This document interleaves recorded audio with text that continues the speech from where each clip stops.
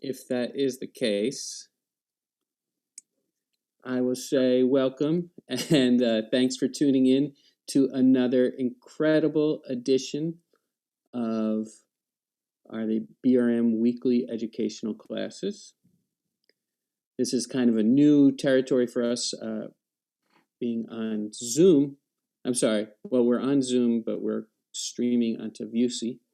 So if anybody wants to confirm that we are in fact going live, send me a message. And today's class is extra special because we have Melvis Santa. And Melvis Santa has been a collaborator with Brooklyn Raga Massive on many occasions. And I personally have had the opportunity to study with her. And I strongly recommend that you start taking her classes that she offers online. It's called Afro Cuban Voice Therapy. And here she is now. Hi, Melvis. Hi, how are you, David? Nice to see you. Yeah, good to see you. We are live now, actually. So glad you joined me. I was just filling in the time. Hi, everybody. Yeah, so I guess that the plan for today is we'll just talk a little bit about Afro-Cuban music, and then after that, I guess people are gonna learn a song and they're gonna learn some rhythms. Is that right? Mm-hmm. Mm-hmm. Yeah, the idea is just to give a little bit of an introduction to the Afro-Cuban world, specifically in the Lukumi traditions and songs, because it's a vast universe of many influence with many different ethnic groups that came to Cuba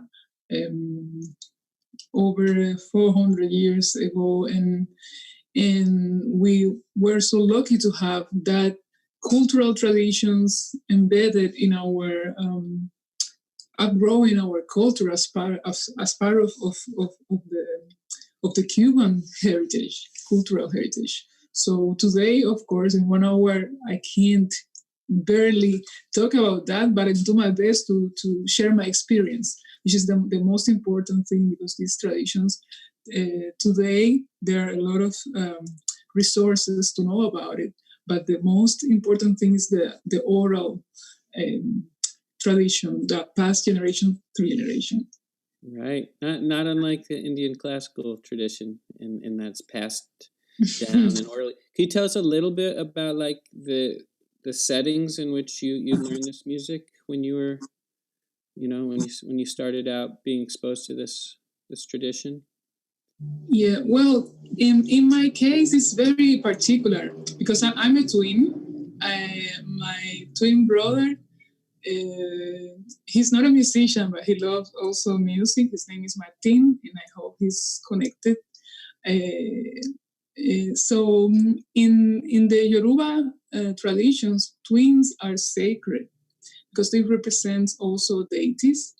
The Ibeji is a deity that are represented by two identical beings, in this case, a man and a woman, but it could also be the same sex. So being a twin allow us to go to every ceremony related to the Lukumi traditions. Since even without having really conscience of what we were doing, we were exposed to that. But as part of my family, we visit other family members that would do parties or celebrations, or tambor, que como se llama, that's how it's called, and we were treated like kings and queens, because we were like the center of the, especially because we were children, but also because we were the Ibeji. Wow! So we're allowed to to do different things. And you will feel, of course, as a child, you don't understand, not in a way that you will later understand, but you have, I think, a more open sense of what's going on, and that really teaches you and feeds you a lot, spiritually, and also in the perception form. Mm-hmm. And in this tradition, I mean, we have such little time to really get into anything, but essentially, a song is not just a song, obviously. So what do people have to know if they're learning a song in this tradition? What else surrounds? What else is part of that ecosystem that song is part of?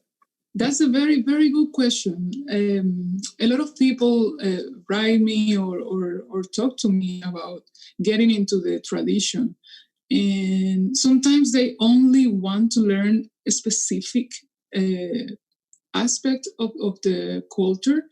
And that could be, an approach or something that you can use as an introduction. But I always recommend, not only for Afro Cuban, but for any culture, you have to put things in context. It's impossible to understand how culture works if you don't see the surroundings, if you don't see what's feeding that.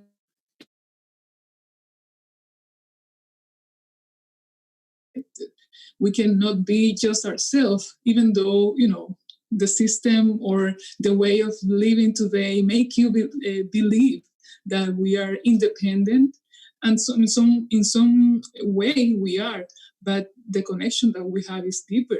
It's even beyond our control. So culture, specifically oral tradition and folkloric cultures, are all related to different elements.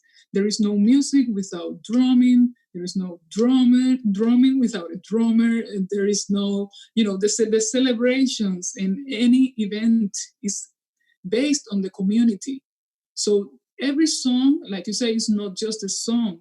It has a purpose. It has a message. And that message has to have, a series of elements that got to be combined.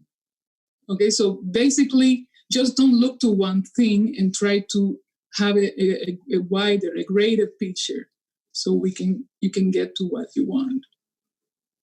So I guess we're going to learn a song later, but I guess there's rhythmic elements, there's dance elements, there's folkloric and mythological elements and spiritual elements. I don't know. How do we go about? That's the fascinating thing. You can break it down as much as you want, and it also depends on the ability of the person that is gonna to be in touch with that culture specifically. We can really break it down very, very in small blocks, let's say.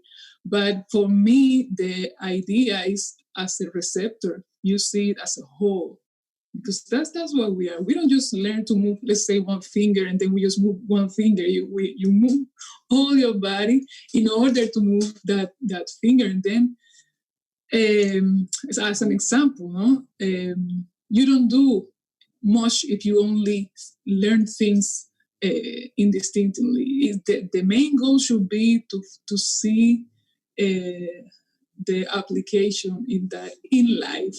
Why are you doing it? What brings that to your life? That's why I call therapy my program, because it's based, of course, in my experience as a cultural bearer of the Afro-Cuban traditions. And I grew up being part of a family that not only practiced one discipline, but different disciplines. But also I was trained in classical music, but I combined that later, excuse me, in a natural way, and also in a way that I came up with based on experience and different elements and resources. So that you have to get to that point in order to really absorb all the elements that can offer you. So it's more like a therapy. It's an approach to get there, to find a way to connect with yourself based on this ancestral knowledge that comes from generation to generation, and a way to connect with that, with nature. That's basically all these cultures were based on the relationship with men and nature. Wow. Okay, I'm excited for you to start. I just have maybe one or two more questions. One is, so many musicians join these master classes, and people are mystified by the clave because you could spend your lifetime. So could you give us a short introduction on how the particular clave that you're going to use today, how, I don't know, what should we know about that? Well, the very first thing that I want to share from my humble experience is it's confusing to think about the clave as the clave. I don't think that is helpful, and maybe you might find other opinions about it, but I'm coming from my own experience and my perspective. And when I teach other persons that are not necessarily from the culture, I think that saying this is very helpful. It's not one clave. The clave is more a concept, which means the music follows or is based in certain pattern that keeps everything together. Is translated is the key. So it's the element that keeps everything together, or opens the way to build and to develop other things that will come later. But you have to have the key so you can enter into your home, and then you can place your sofa or put the mirror, whatever you want. You can decorate yourself as you want. You have to have the key. So it's a concept. It's not specifically one pattern. It's something that you can first you depending again the cultural context or the musical context, you have to be familiar what kind of music or which specific style inside the Afro Cuban music you're doing is that you are working on. For today, I brought something from one of the orishas that I really, all the orishas for me are sacred because all represent different parts of nature and different elements and different spirituality. But this one is the one that I think we have to be close in these difficult times. Is the source of life itself, is Yemaya, which means, translate, the mother of fish, o sea, la madre de los peces en español. Entonces, it's the sea. La clave is not a clave for Yemaya. There is no clave for Yemaya, but we have, depending on the rhythm that you are playing for the orisha Yemaya, then you can incorporate different claves. If we are going to speak in a Western vocabulary, for me, it would be easier to say a 6/8 clave, but I choose not to do that.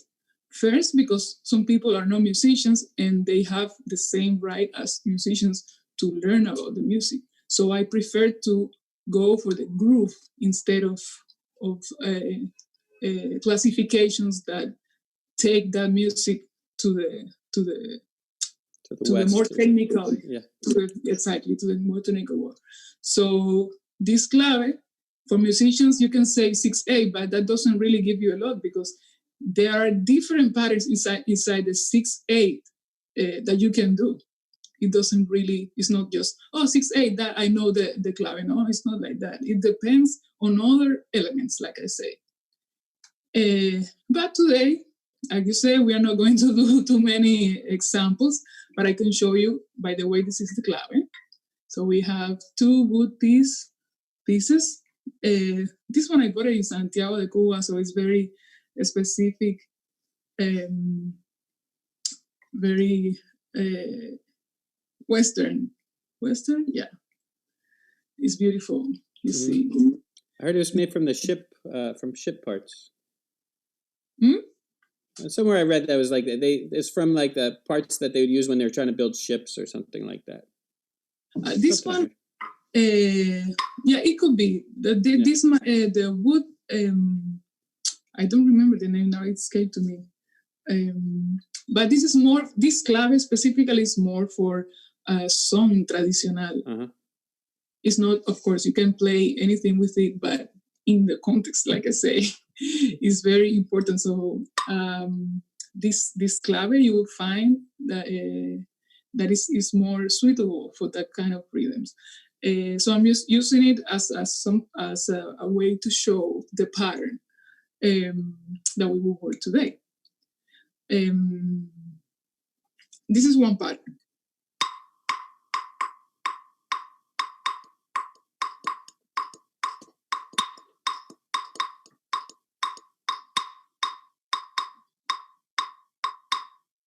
And I was accentuating let's say the downbeat, let's call it that way, or the pulse. But another way to feel this, instead of breaking it down, subdividing, which will guide us to understand where exactly each beat falls, I always say to my student, try to find the groove, trying to find the internal movement that is implicit in that pattern. Instead of trying to grab or catch every single thing, try to open your body, try to relax your body and kind of release, because that's where the therapy part comes. It's not about what you play specifically, but how you play it.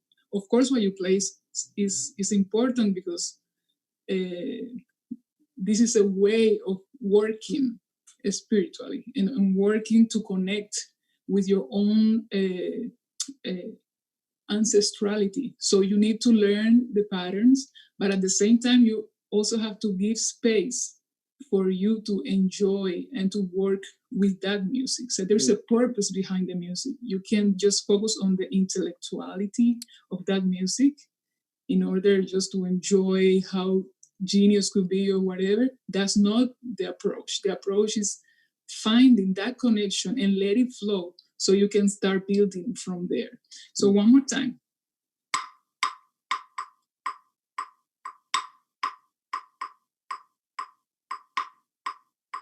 And then on top of that, I would say try to walk one step at a time. 1, 2, 1, 2, 1, 2, 1, 2. And that will be your feet tapping. So you're standing up, you try to walk or just step with one foot and the other. So 1, 2, 1, 2, 1, 2, 1, 2. And nice. That's already there's something going on there. There certainly is. Okay, I'm gonna get out of the way, but I mean, I guess and let you just go for it. But I guess if anybody got anything from this conversation, I think it's really important that they understand that because this is a holistic tradition, the point of this lesson is not to sit at home and stroke your chin. They should be following what you're doing and participating, even though we're in separate spaces, because the only way to really understand this music is from the inside, right? I mean, to get the therapy, they can't just watch you. Yeah. Okay, I'm out of here. Enjoy. Enjoy, everybody, your class with Melvis, and leave your comments at VUC, and we'll have questions. You can ask her questions at the very end. And Melvis, feel free to go over time if you need to. Okay. All right. Ciao. First, I would like to say, ciao, nice to talk to you, David. Can I see I know it's not required, but I like to see the people I'm talking to. Is it okay? Okay. If not, it's okay. I mean, there's no rush or pressure. If you don't want to show me your face, it's okay. But so I was thinking to bring you a chant that is very dear to me, and it's one of the chants that you will sing to first approach the orisha that I introduced, Yemaya. For example, so annoying.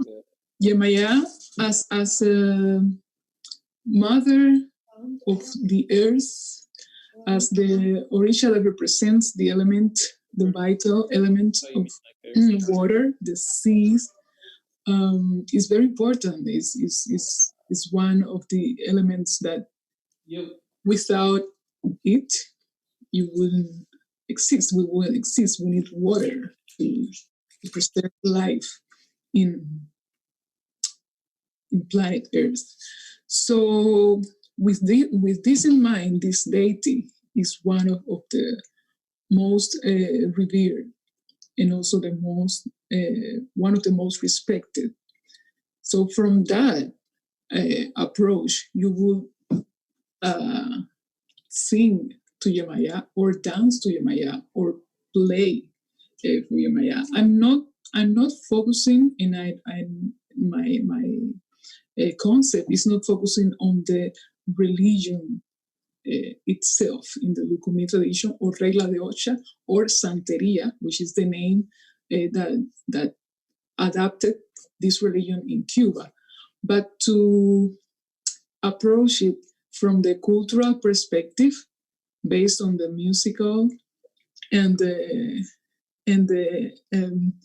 musical dance and spirituality, and the effects, the healing effects that it has to our body, especially for musicians, for artists, and people that works with the spirit and the creativity side of it. So this ancestral knowledge, like I said, is very important, and it's been for many centuries connected to nature. That's why I believe Yemaya is one of the greatest elements in terms of spirituality that you want to be close to. Some people have never seen the sea, never in their life, but somehow you will always have this connection to what the sea represents, what water represents. You always will have this image in your mind of what is it. One of the questions that I always ask to my students is, what the sea as an element, what makes you feel? Or try to define with one word, what is it that you feel when you see or visualize the sea? So you can try at home, you can close your eyes and think one word from which you can describe what the sea is for you. I have a song that I wrote 8 years ago, maybe. I recorded, and I call it Inmensidad. Immense, or immensity, I don't know if that word exists in English, but immense, inmensidad in Spanish, and is based in that same concept. So think about what the sea represents to you, and try closing your eyes to translate that sensation in your body. Take a moment, inhale, exhale, inhale one more time, exhale, last time. Keep your shoulders down, exhale, and visualize the sea. And you can tell me a word, you can write it in the chat, or you just do it at home, that's okay.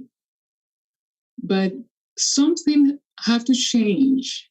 It's not before the same energy as you had before. There is something different because your senses are being affected by this new element that is in your mind. And that's an exercise that you can practice at home to see how you react when you connect to some different element. The song that I'm bringing today that we are going to practice has to do with the Yemaya, but the Yemaya that we find in the shore of the sea, Yemaya Asesu. When you arrive to the shore of the sea or to a beach, it depends on the day. It could be, there could be wavy, very windy, but usually the first connection that you have with the water is in the shore. So the water, even though it could be cold or very warm, if you are in my island, Cuba, it's a very special sensation, right? So in the tradition, it is said that Yemaya Asesu lives in the shore of the water. So this chant called Yemaya Asesu is a salutation for this orisha, Yemaya, and specifically speak to Yemaya Asesu, which lives in the shore and also refers to the combination of the water, the salted water, and the sweet water, because it's where Yemaya meets Ochun, another orisha, but connected to the sweet water. Sweet, salted is just water. But it's a very special moment where the sweet water and the salted water get together. And that's why this chant is very deep, it's beautiful, it's profound, but has this special connection. So I'm giving you elements so you understand where it comes from. Even though the melody is beautiful, you will see, you will hear, and it has rhythm, but you have to know what's happening behind so you can release the right feeling, so you can connect with you can transmit the right message. So I'm gonna sing it now for you, just for you to hear how it goes.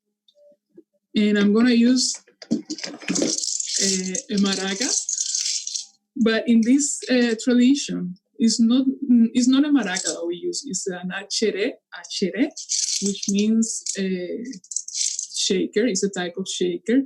I'm using a maraca, a traditional maraca, because that's what I have at home. But it's similar. It's similar. The achere is an instrument that is a special type of maraca that is used specifically for the ceremony. So this also helps to keep the tempo or the groove of the singer. In my case, would be the apon. In the Lukumi tradition, that's the name.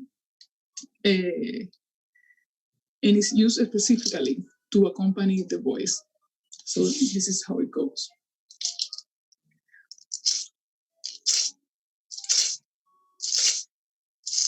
Yemaya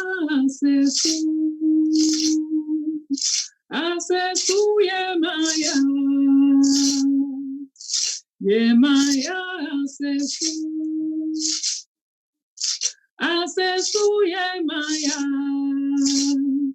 Yemaya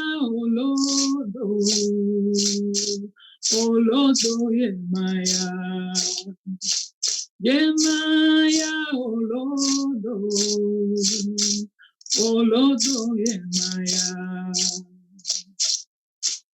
And then you repeat it over and over. Is when happens the call and response element.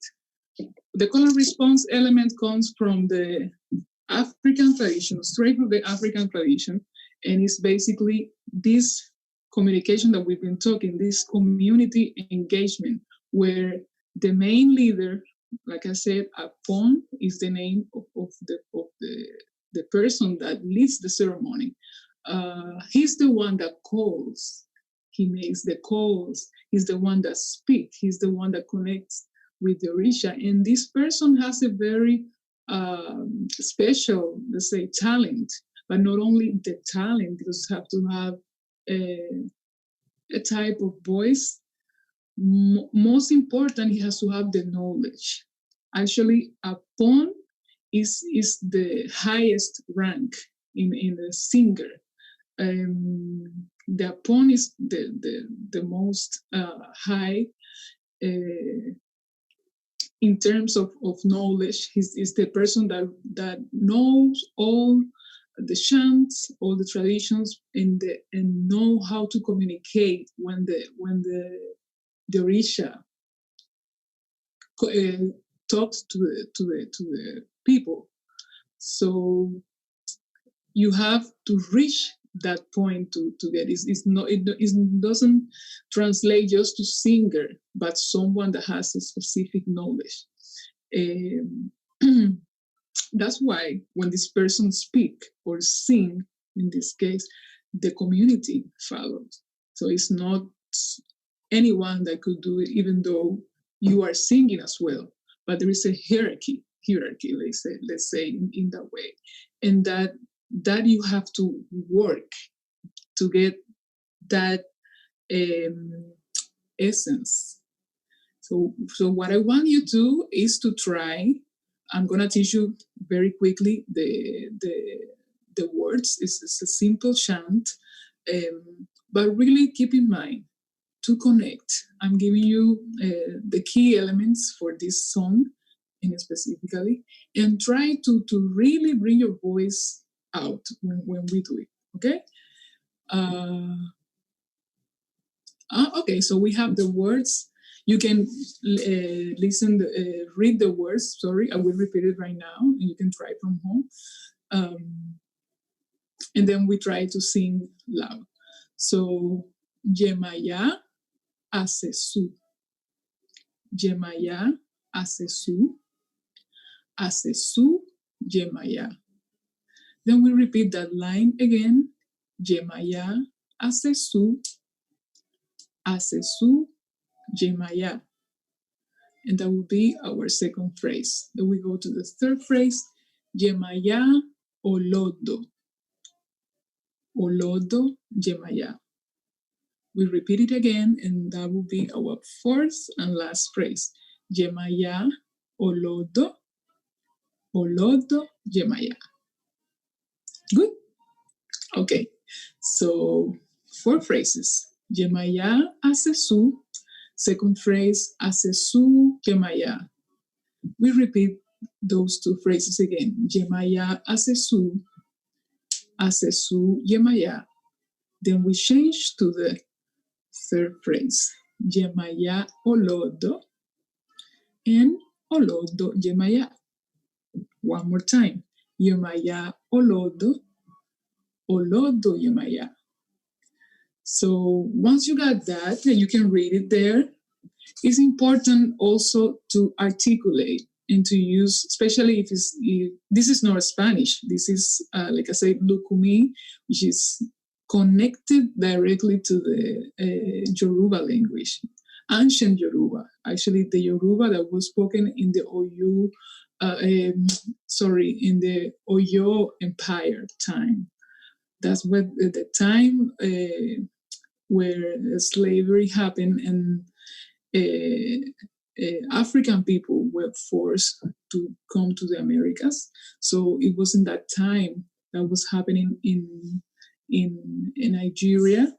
The empire that was ruling was the Oyo Empire. So it's a specific time and a specific way of speaking. Even though these words are very clear, even today, my Nigerian friends that help me sometimes with the translation of the chants when I'm studying, some words are clearly the same, and in the context they understand, but some others Sometimes they tell me, "Oh, I have to speak to my grandmother so I can understand why they tell me." For example, and this is a shout out to my friend Wumi. He's a great fashion designer, dancer, singer. Wumi is so talented.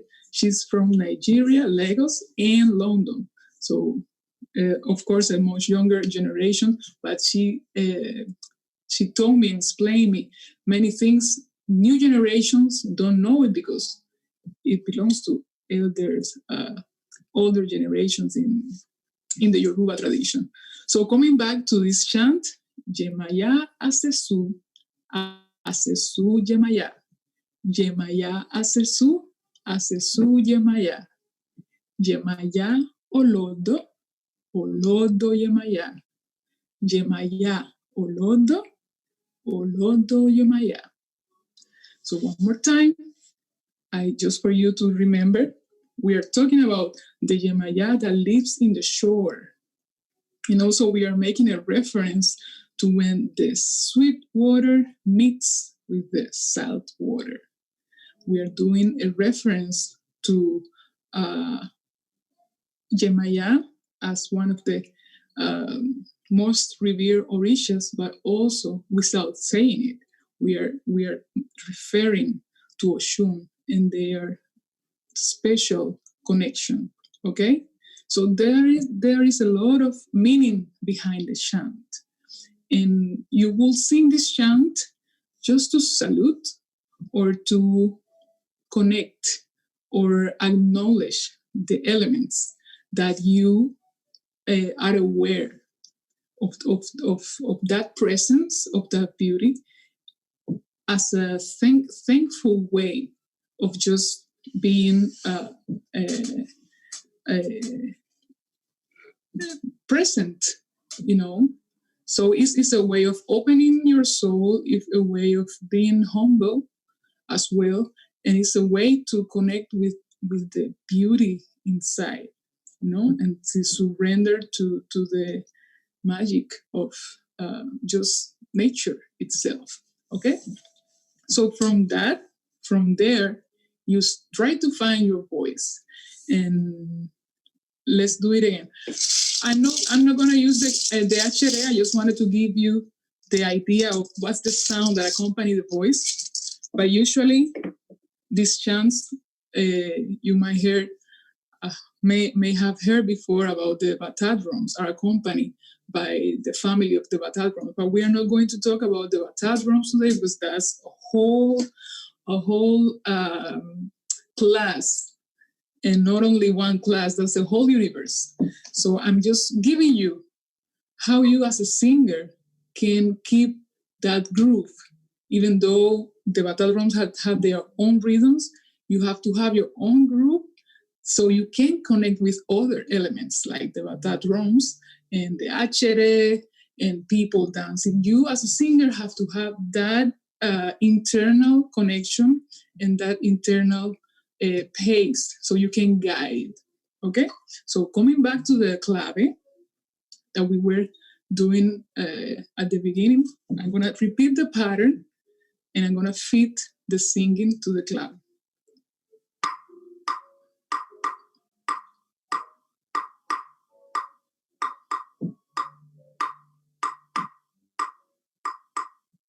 You can try it at home with your, you can clap the pattern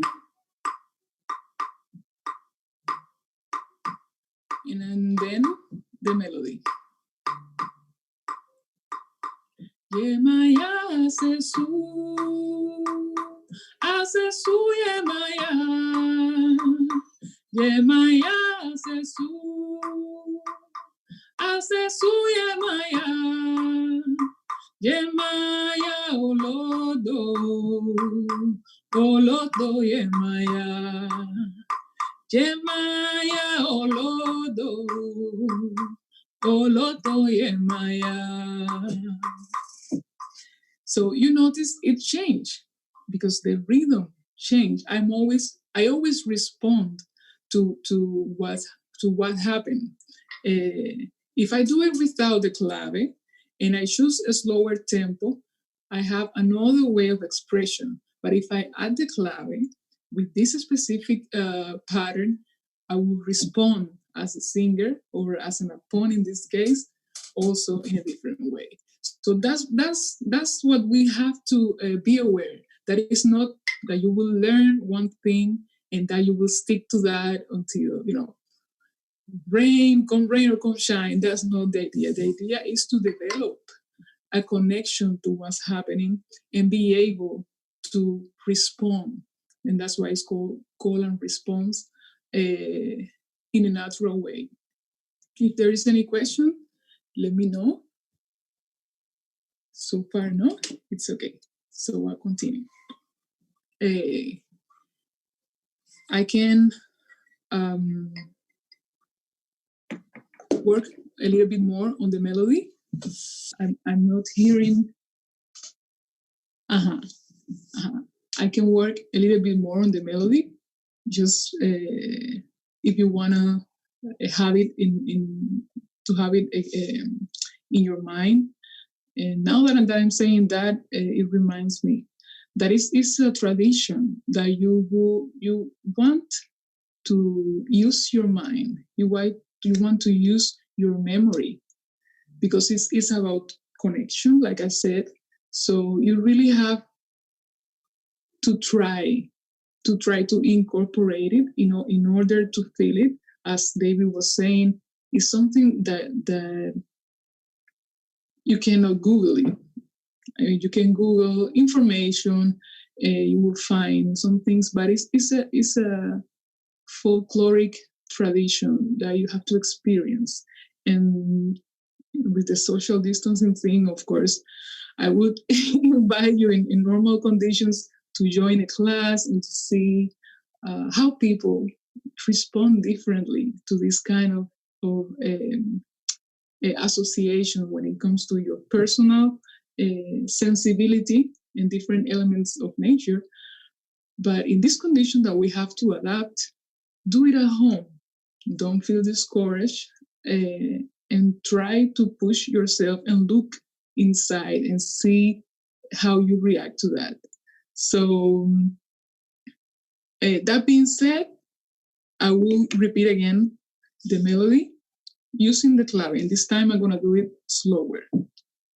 So the pattern of the clave, one more time, I'm going to do it twice, and then I join. Second time. One more time.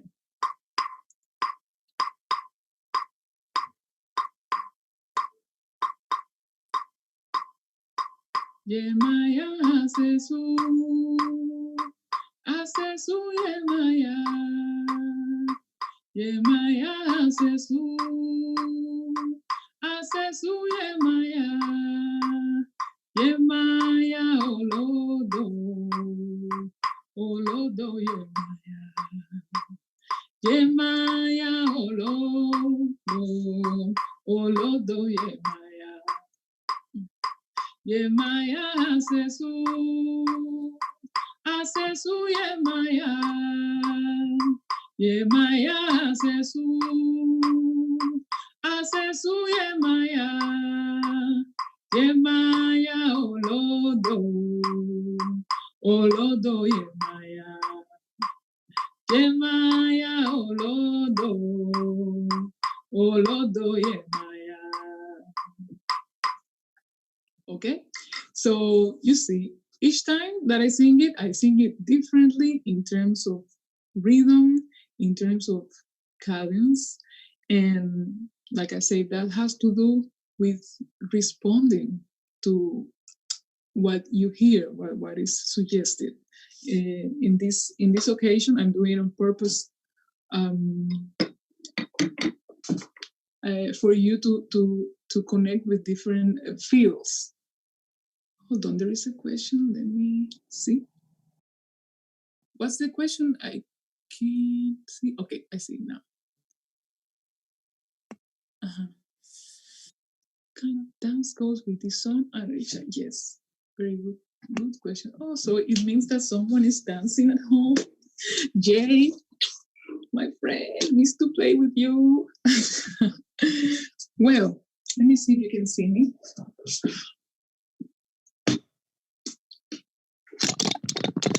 You can see me there? Good. See. So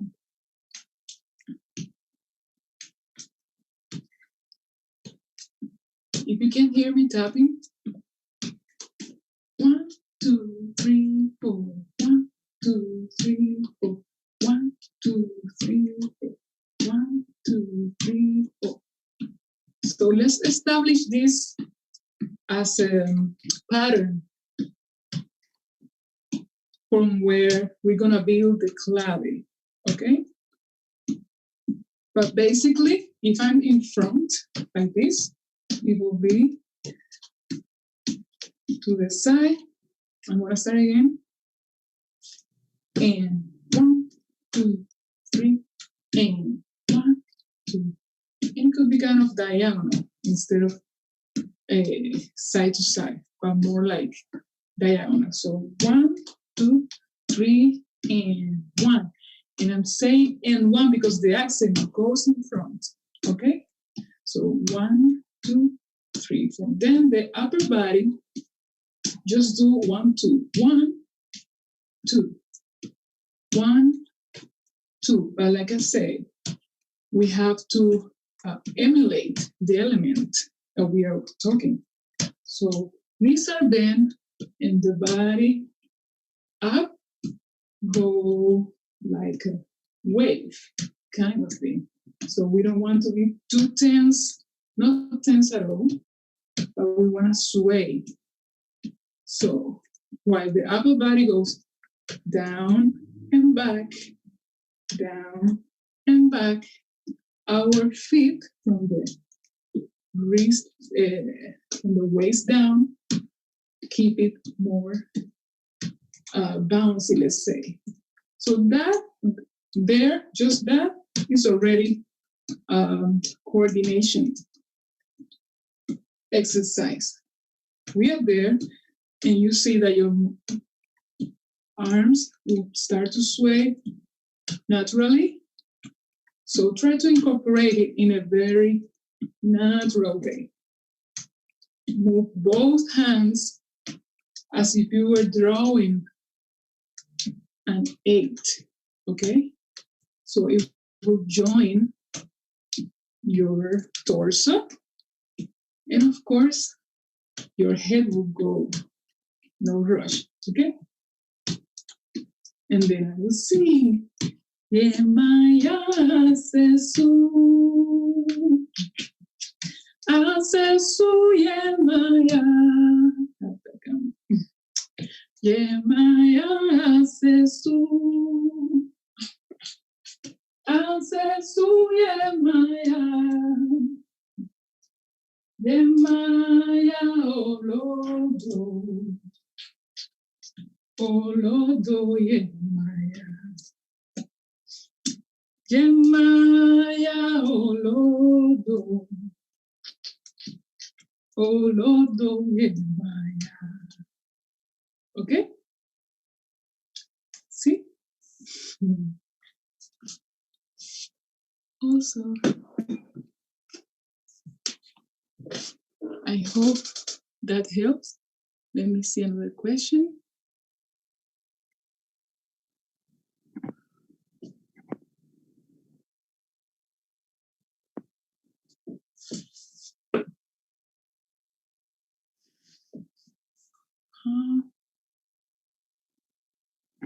Yeah, how much the melody varies in different renditions.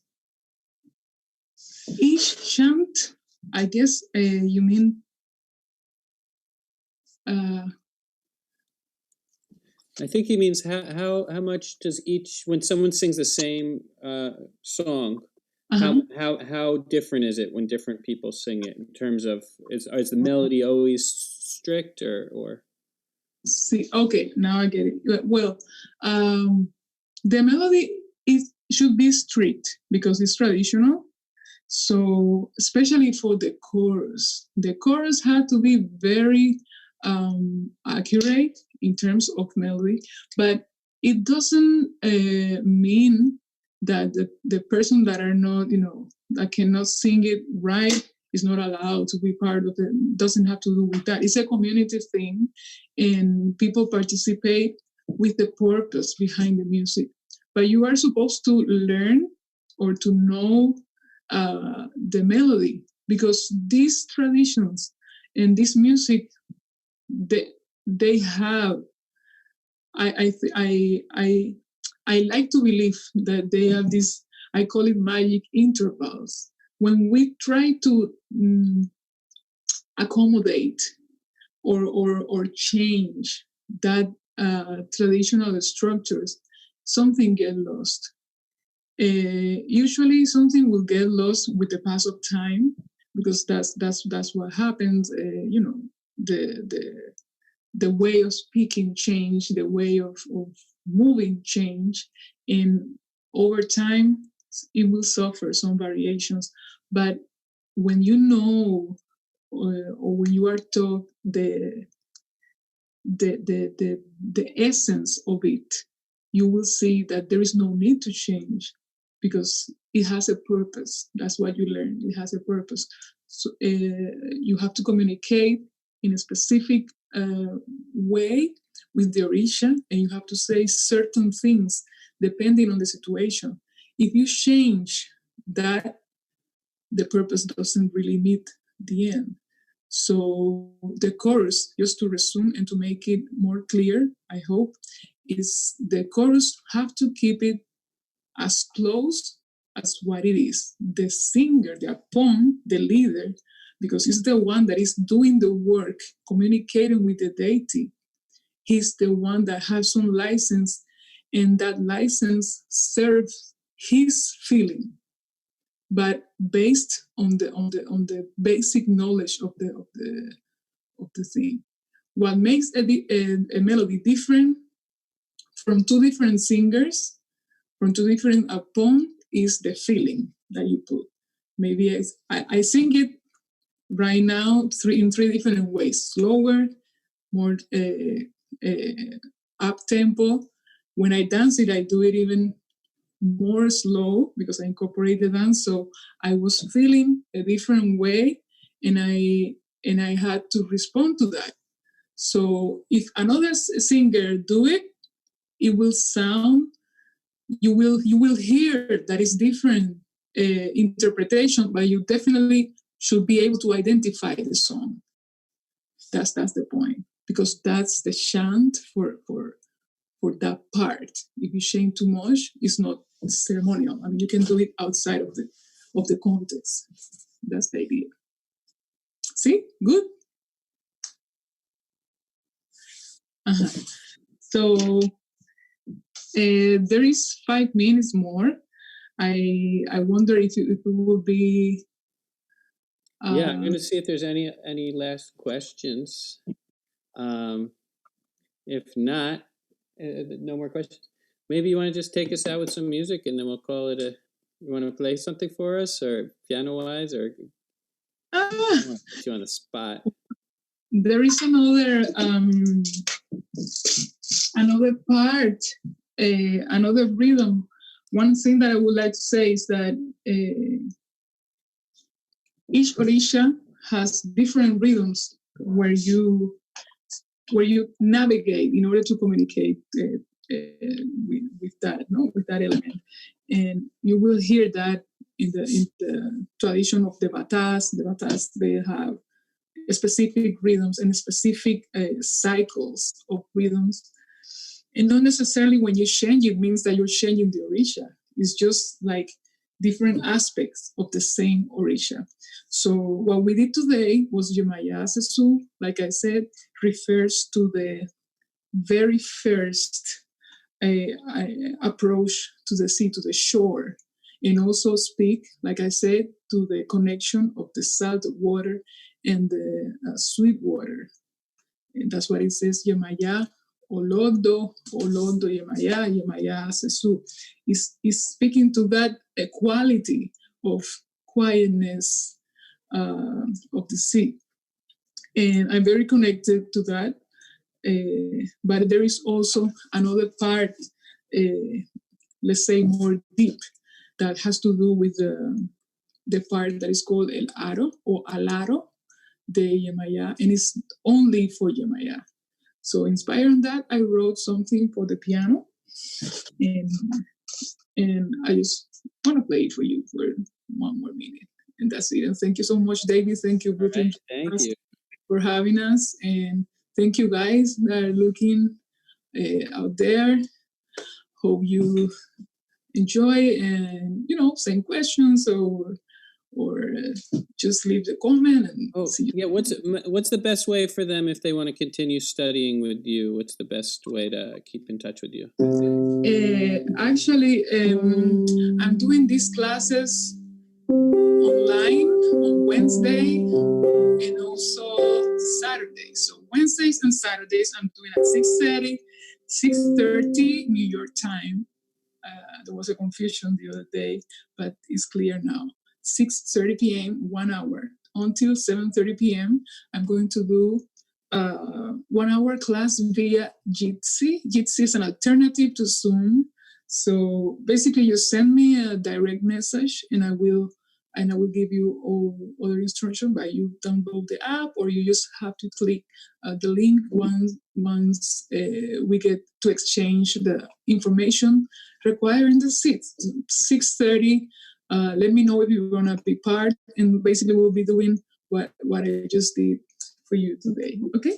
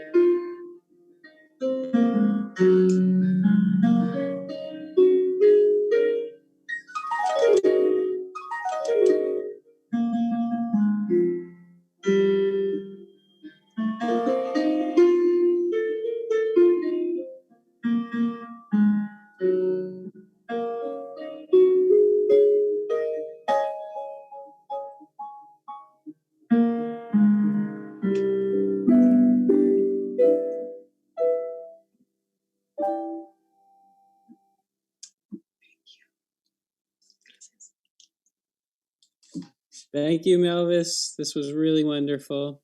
Someone was asking if these are the same classes that you'll be teaching. Something like this, right? I mean, it's each one is different. Yeah, each one is different. And actually, in a regular class, I do like it's more participatory. You will be forced to do a vocal warm up and also body warm up. And we exchange. I do basically the same, but like you have more participation. Yeah. This is more like a demonstrative class. So. All right, and what's the email they can reach you at? We'll put it in the VC chat. I think it's better either to send me a message through Facebook or Instagram or Facebook. I think that's more, Melvis Santa at Facebook or Instagram. Yeah. Mm-hmm. All right. Thank you so much. We appreciate you. Thank you. All right. Have a good night, everybody. Take care. Have a good night, guys. Thank you. Ciao.